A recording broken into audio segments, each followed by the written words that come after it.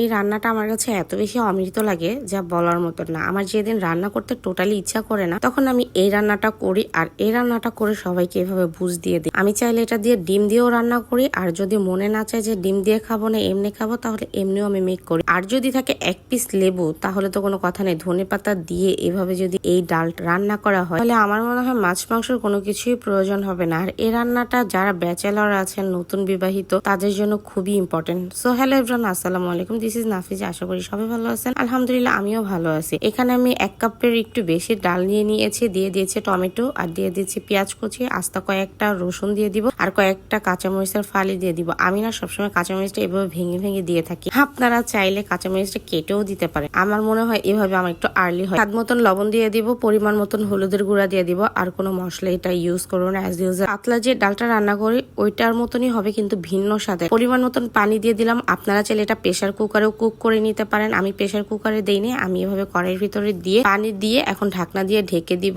যখন দেখবো যে পানিটা শুকিয়ে গিয়েছে, ডালটা যদি সিদ্ধ হয়ে যায়, তখন হচ্ছে আপনারা এটা ডাল ঘুটুনির মাধ্যমে এটা হচ্ছে ঘুটে নিবেন। ঘুটে এমন ভাবে নিবেন যেন ডালটা আস্ত না থাকে। তো আমি এভাবে ঘুটে নিচ্ছি। আপনারা চাইলে এই পর্যায়ে টমেটোটা উঠে ফেলে দিতে পারেন, আর যদি আপনারা খেয়ে থাকেন তাহলে টমেটোটা উঠানোর কোনো প্রশ্নই ওঠে না। তো আমার এই ডালটা ঘোটা হয়ে গিয়েছে। এখন আমি পানি দিয়ে দিব। পানি দিয়ে যথেষ্ট জাল করে নিব, তখন কিন্তু টেস্টটা আরো বাড়ে। আপনারা যত ডাল জাল দিবেন তত বেশি টেস্ট বাড়বে। ডালের স্বাদটা এইখানে। অনেকে কি করেন, ডালটা বলক হলে তুলে ফেলেন। না, ডাল যত টানবে, যত জাল পাবে, তত বেশি মজা লাগবে। এরপর যখন বলক চলে আসে, এখন আমি এটার ভিতর ডিম ভেঙে দিয়ে দিব। তো আমি এর জন্য হাঁসের ডিম নিয়ে নিয়েছি। আপনারা চাইলে মুরগির ডিম ইউজ করতে পারেন, বা ডিম ইউজ নাও করতে পারেন। যেহেতু আমি কিছু রান্না করি নাই, সেক্ষেত্রে আমি হচ্ছে ডিমটা দিয়ে দিচ্ছি। তো এক এক করে এভাবে ডিমটা ছেড়ে দিব। উপর থেকে হালকা একটু লবণের ছিটা দিয়ে দিবে। আর যদি প্রয়োজন না হয়, তাহলে তো ডালের ভিতরে লবণটা আমি দিয়েছি, সেটা দিয়ে হয়ে গিয়েছে। তো এটা এখন বলক, আস্তে আস্তে বলক হবে, আর ডিমটা সিদ্ধ হবে। সাথে সাথে নাড়া দেওয়া যাবে না,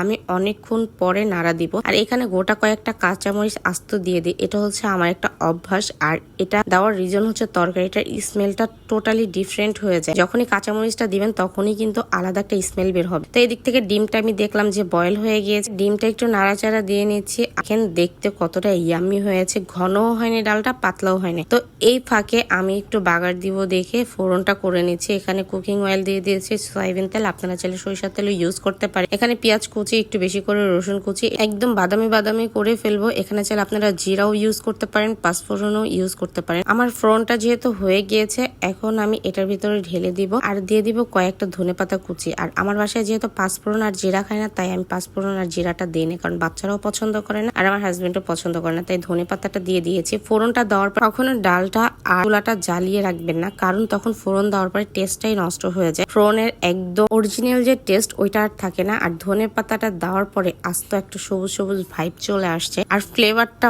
মাশাল্লাহ মাশাল্লাহ অনেক সুন্দর আসছে। এটা দিয়ে আমি মাশাল্লাহ যেভাবে খেতে পারি, বা আমার বাসায় খেতে পারে, আমার মনে হয় মাছ মাংস কারোর প্রয়োজন হয়। আর যদি থাকে এক ফালি লেবু, লেবু ছাড়া তো কোনো কথাই নেই। এই ভাতটা খেতে হলে লেবুর প্রয়োজন। এই ভিডিওটা আশা করি সবার কাজে আসবে। যাদের যাদের মনে হচ্ছে যে কাজে আসবে, তারা টাইম লাইনে সেভ করে রেখে দিতে পারে। যারা অফিস আদালতে জব করেন, ব্যাচেলার ভাইয়ারা আছেন, স্টুডেন্ট ভাইয়ারা আছেন, এদের জন্য অনেক বেশি এটা উপকৃত হবে। এন্ড যারা প্রবাস জীবনেও আছেন, তাদের জন্য অনেক বেশি উপকৃত হবে। ঝামেলা কম ছাড়ে 10 মিনিটের ভিতরে এই রান্নাটা কমপ্লিট করতে পারবেন। তো আজকের ভিডিওটি এই পর্যন্ত। ভালো লাগলে একটি লাইক কমেন্ট শেয়ার করে দিয়ে যাবেন। দেখা যাবে নেক্সট একটা ভিডিওতে। আল্লাহ হাফেজ।